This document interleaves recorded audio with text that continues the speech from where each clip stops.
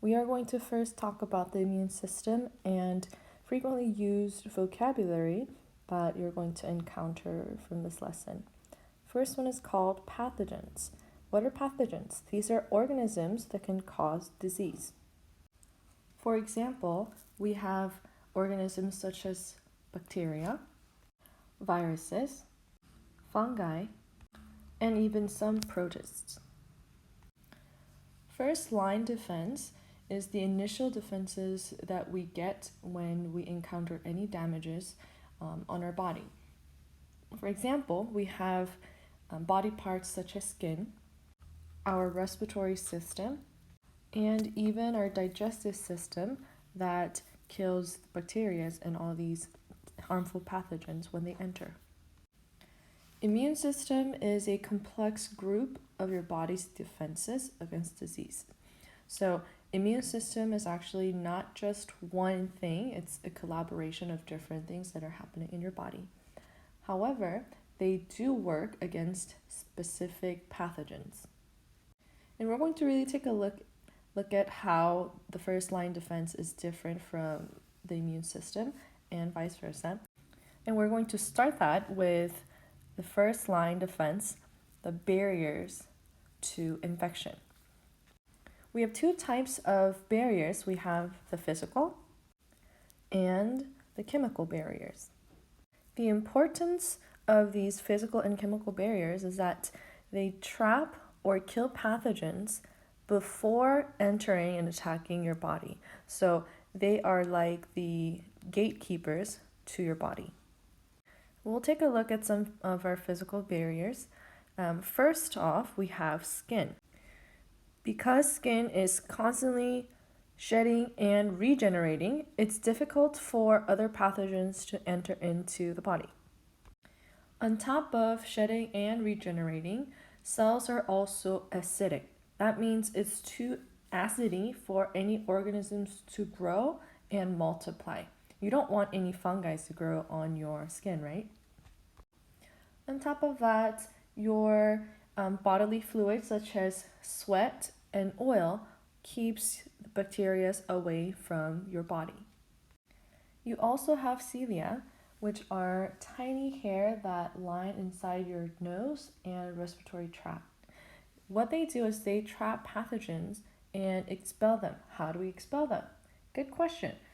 You can either sneeze, cough, or blow your nose to get rid of those trapped pathogens. And also we have mucus. When you're sick, oftentimes your body will produce mucus to trap organisms from going further into your body.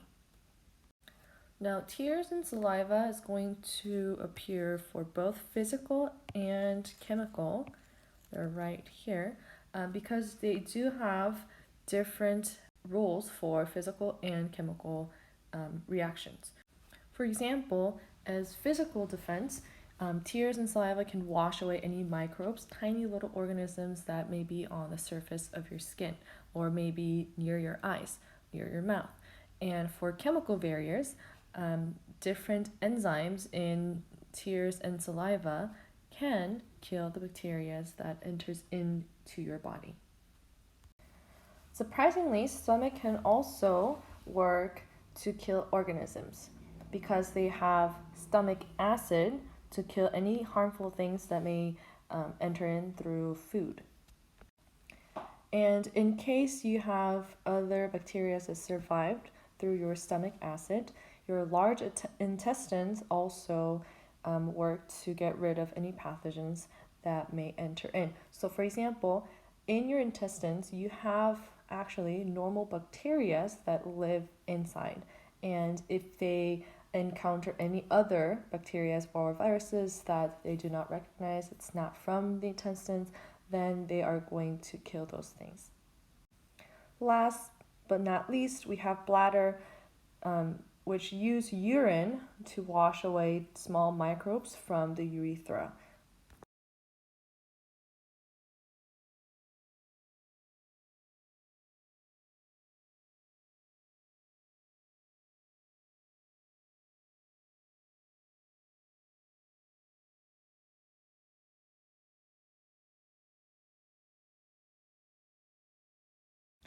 Now, sometimes, even with your physical and chemical barriers, you may get injured.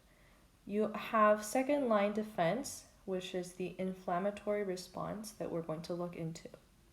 The inflammatory response happens when you have a body tissue that have been damaged by either injuries or infections. So these are cases that your body parts are exposed because of external force or infections that already happened. Now, when cells are damaged, chemicals from the cells cause the walls of nearby blood vessels to expand. The reason why these blood vessels are expanding is to allow a couple of different things to happen. First, they allow more blood to flow into the area under attack. That means they're saying, hey, you have an open wound, we're going to need more blood to make sure we tend those injuries that occurred, and also any pathogens that may enter in through that open wound.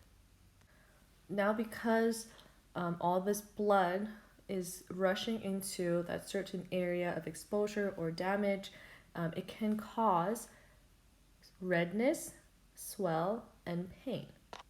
So when you scrape your knees, when you have open wound or cut, they are going to turn red around the area of the damage, and they may swell up, or you may feel pain depending on the severity of your injury.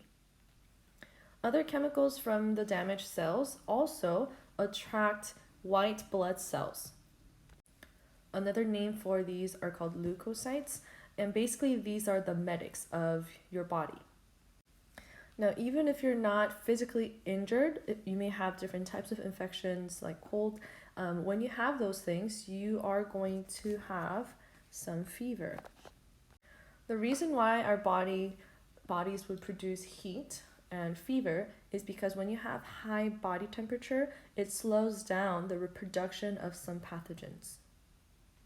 So when you have certain types of pathogens, it may slow down so they're not spreading so fast in your body.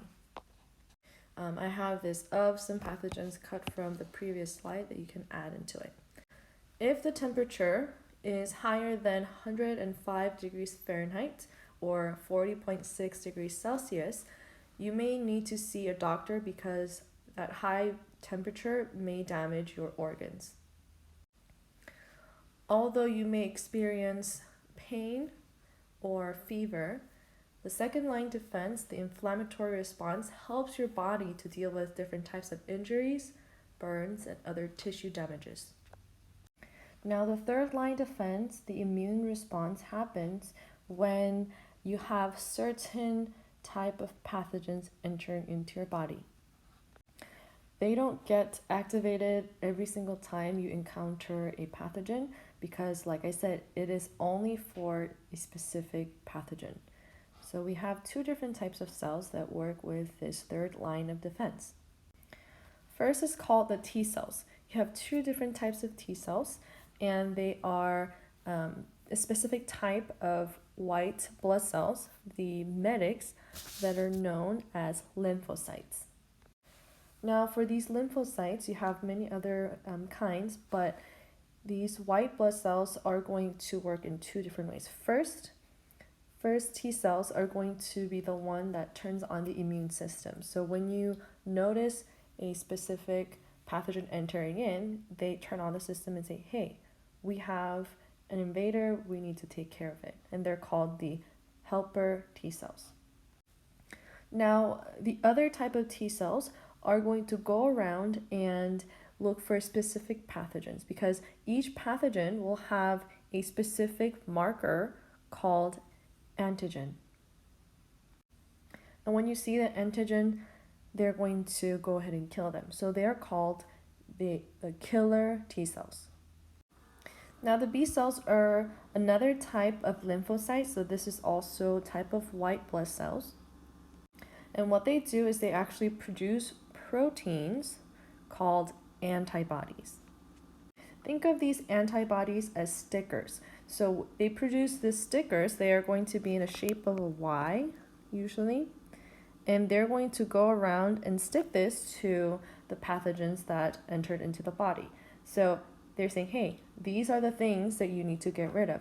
And what happens is that all these T cells, the killer T cells, are going to go around and see if the pathogen would have that mark for the antibodies. And once the pathogen is identified to have that certain antibodies, the killer T cells would destroy those pathogens.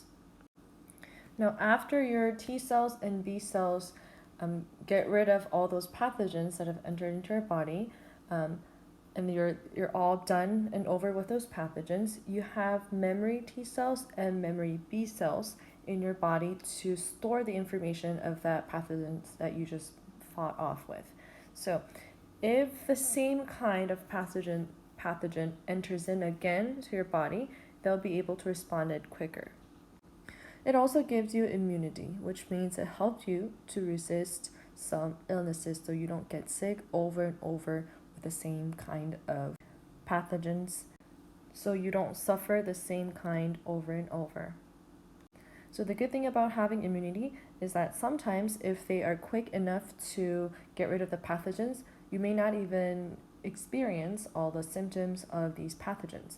So it's a good thing if you can get rid of it before your body undergoes severe pain or symptoms of those pathogens.